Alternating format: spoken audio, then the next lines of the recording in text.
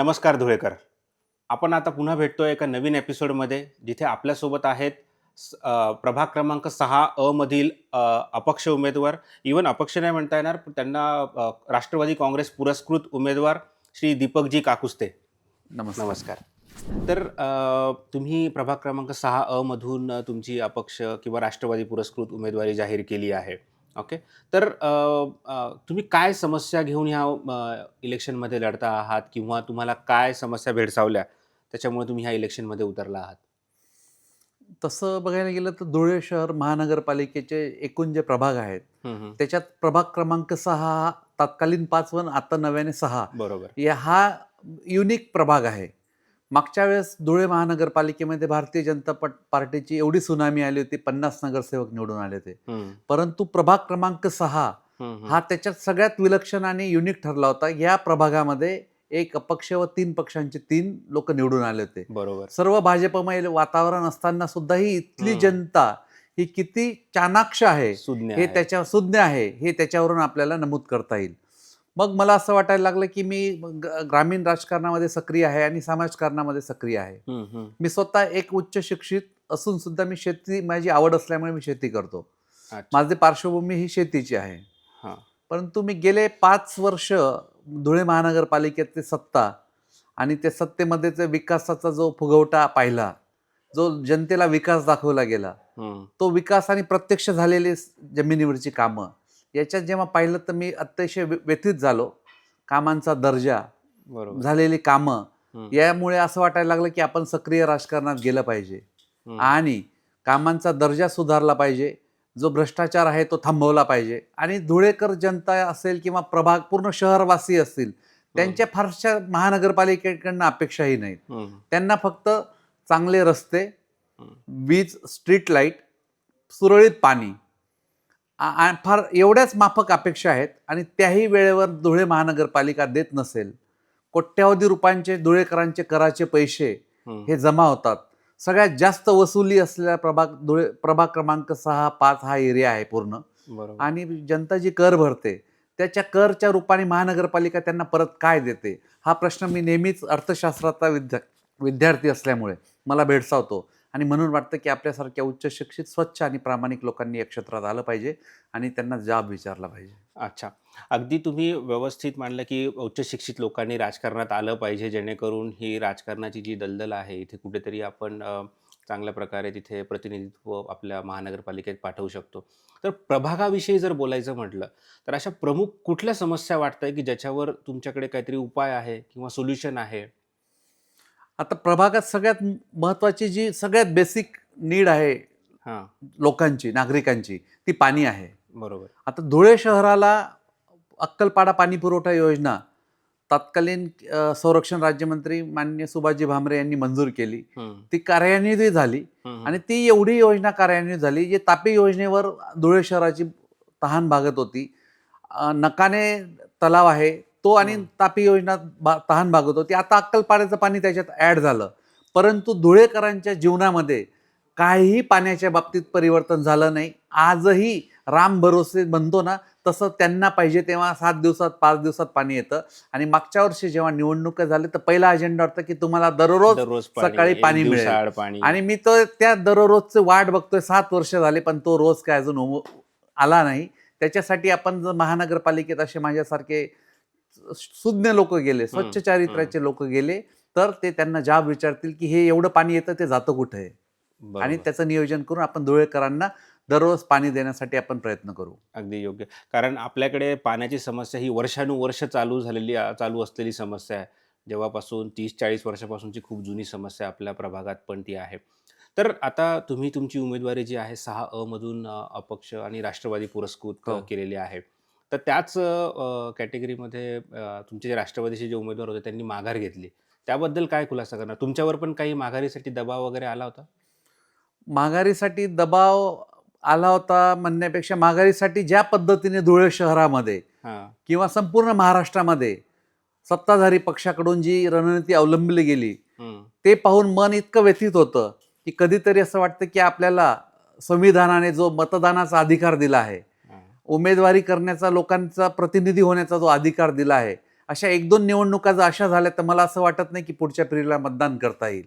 आणि हे जर कुठंतरी थांबवायचं असेल तर समाजातील सज्जन शक्तीने एक होऊन या सगळ्या ज्या आत्ताच्या क्लुप्त्या चालल्या आहेत त्यांना पायबंद घालण्यासाठी आपण सगळ्यांनी सज्जन शक्तीने एक झालं पाहिजे आणि याला थांबवलं पाहिजे. ह्या शुद्ध हेतूने मी फक्त धुळे महानगरपालिकेच्या निवडणुकीत आलो आहे. अच्छा. तर आता तुम्ही प्रभागाविषयी तुमची काय रणनीती आहे? कसं तुम्ही आपली याची प्रचाराची रणनीती कशी असणार आहे पुढचे 10-12 दिवस? माझं प्रचाराच्या बाबतीत तुम्ही जर म्हणाल तर माझं नागरिकांना, सुज्ञ नागरिकांना आणि सगळ्याच अगदी हा प्रभाग जास्तीत जास्त सुशिक्षित नोकरदार नागरिकांचा आहे. माझी सगळ्यांना एकच विनंती राहील, मी सोशल मीडियाच्या माध्यमातून प्रत्यक्ष घरोघरी जाऊन त्यांना आवाहन करणार आहे. मी नवीन जरी असलो तरी मला राजकीय अनुभव आहे. मी अर्थशास्त्र विषयात माझी पोस्ट ग्रॅज्युएशन झालं आहे, माझं रिसर्च झालं आहे. त्याच्यामुळे माझी अशी विनंती असेल की असा जर प्रामाणिक आणि सुज्ञ माणूस तुम्ही जर पाठवला तर त्याला समस्या कळतात. आता या प्रभागामध्ये अमृत योजनेमध्ये रस्ते खोदले गेले, त्याच्यानंतर रस्ते तयार करण्यात आले. बहुतांश रस्ते हे कॉन्क्रीटचे करण्यात आले. आता कॉन्क्रीटचा रस्ता जो आहे त्याचं मिनिमम लाईफ हे 30 वर्ष आहे आणि त्याच्यावर जो शासनाकडनं आपल्या कराच्या रूपातनं जो पैसा देतो त्याच्यावर जो खर्च केला जातो तो डांबर रस्त्यावर जो खर्च होतो त्याच्या 3 पटीने कॉन्क्रीट रस्त्यावर खर्च केला जातो.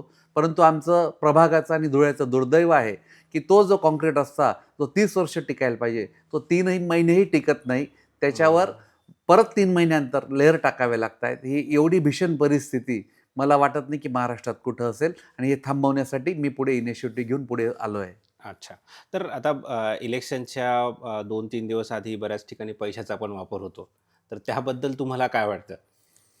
आता त्याच्याबद्दल माझ्यासारख्या माणसाने फारसं बोलू नये, कारण मी भारतीय जनता पक्षाचा एक सच्चा पाईक होतो. मी माझ्या राजकीय आयुष्यामध्ये मी फक्त भारतीय जनता पक्षामध्येच काम केलेलं आहे. परंतु तिथं जे सगळं चित्र पाहिलं आणि त्यांनी ज्या पद्धतीने लोकशाही धोक्यात आणण्याचं काम सुरू केलं आहे ते पाहून माझ्यासारखा सजग नागरिक कोणताही व्यथित होतो.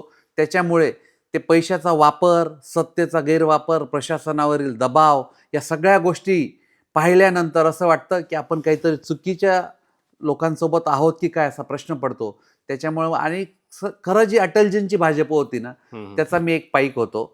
आता मला असं वाटतं की माझी भाजप राहिलेली नाही आणि त्याच्यामुळे आपली भाजप ती खरी भाजपचा मी कार्यकर्ता आहे. जे भारतीय जनता पक्षाचे सच्चे कार्यकर्ते आहेत मला एवढी खात्री आहे की ते सुद्धा माझ्यासारख्या सुज्ञ व्यक्तीला माझ्या मागे उभे राहतील आणि याच्यात बदल घडवण्यासाठी मला शक्ती देतील असं मला वाटतं. अच्छा. तुम्ही जसं उल्लेख केला की तुम्ही भारतीय जनता पार्टीचे कार्यकर्ते होता, तर तुम्ही पण इच्छुक उमेदवारांमध्ये मुलाखत दिली होती? इच्छुक उमेदवारांमध्ये मुलाखत दिली.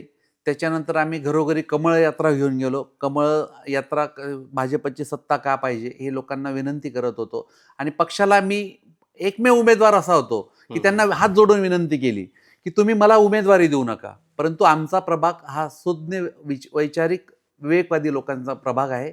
इथं तुम्ही चांगले उमेदवार द्या. त्याच्यात मी तुमच्या निकषात बसत नसतो तरी, परंतु दुर्दैवाने या प्रभागामध्ये 3 उमेदवार आयात करण्यात आले आणि एकच उमेदवार जुने जे एक्झिस्टिंग नगरसेवक होते त्यांना उमेदवारी देण्यात आली. त्याच्यामुळे मोठ्या प्रमाणात नागरिकांमध्ये असंतोष आहे. सुगीचे दिवस आले आहेत पक्षाला, तेव्हा ते पीक कापायला तुम्ही दुसऱ्यांना बोलवण्यापेक्षा तुमच्याकडे चांगली लोक आहेत आणि तुम्ही जनतेसमोर चांगले प्रामाणिक लोक उभे करू शकतात, आदर्श घालून देऊ शकतात, परंतु तुम्हाला ते करायचं नाही आहे हे पाहून म्हणून मी अपक्ष उमेदवारी करण्याचा निर्णय घेतला आणि माझ्या विचारांची तडजोड करून मी राष्ट्रवादी काँग्रेस पार्टीचा एक पुरस्कृत उमेदवार झालो आहे. अच्छा. आणि ते घेऊन मी आम्ही समूहाने लोकांपुढे जाणार आहोत. तुम्हाला भारतीय जनता पार्टीने काही कारणं दिली उमेदवारी नाकारण्याची? भारतीय जनता पार्टीचं तर मला इतकं नवल वाटतं की ते असं सांगतात की तुम्ही सर्वेमध्ये कमी होतात. त्यांनी सर्वे कसा केला, पण तो काही उमेदवार तर असे आहेत की ते सर्वेमध्ये येऊ शकत नाही, ते सुद्धा उमेदवार झाले आहेत आणि मी सर्वेमध्ये आलो नाही. मग मी जर सर्वेमध्ये आलो नाही तर तुम्ही माझी माघार घेण्यासाठी का प्रयत्न करतात? त्याच्यापेक्षा तुमचा सर्वे खरा की जनतेच्या हृदयात आमचं स्थान खरं हे तपासण्यासाठी तुम्ही लोकांना मतदान करू द्या. लोकांवर दडपशाही करून, लोकांचा पैशांचा वापर करून तुम्ही लोकांना मतदानापासून वंचित ठेवू नका. बिनविरोध करण्याच्या नादात अत्यंत लोकशाही धोक्यात आणू नका. आणि म्हणून माझं टॅगलाईन आहे, चला लोकशाही वाचवायला मला हात द्या. या मुद्द्यावर मी जनतेला साथ घालतोय, मी साथ घालतोय आणि त्यांची साथ घेणार आणि परिवर्तन करून दाखवणार. अगदी. आता तुम्ही जनतेला जर एक अपील करायची असेल, व्होट अपील, तर जनतेने तुम्हाला का मतदान करावं? तर शॉर्टमध्ये काय सांगाल तुम्ही जनतेला?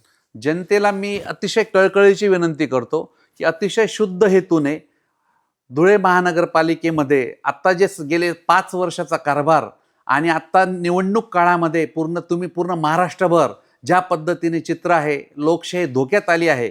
एक मी म्हणेल की एक काम कमी झालं चालेल, परंतु संविधानाने जो मला अधिकार दिला आहे, तुम्हाला जो अधिकार दिला आहे, तो अधिकार शाबूत राहण्यासाठी तुम्ही समाजातील सर्व सुज्ञ नागरिकांनी या सगळं हाणून पाडण्यासाठी पुढे आलं पाहिजे आणि योग्य व्यक्तींच्या मागे उभं राहिलं पाहिजे.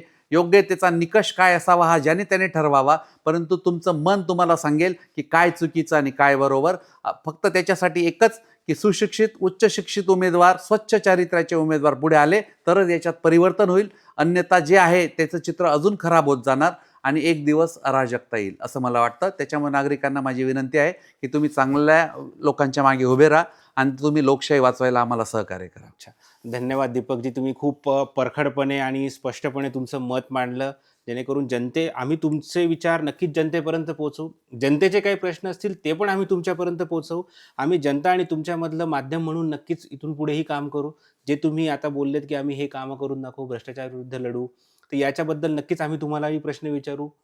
100% चला, धन्यवाद. धन्यवाद.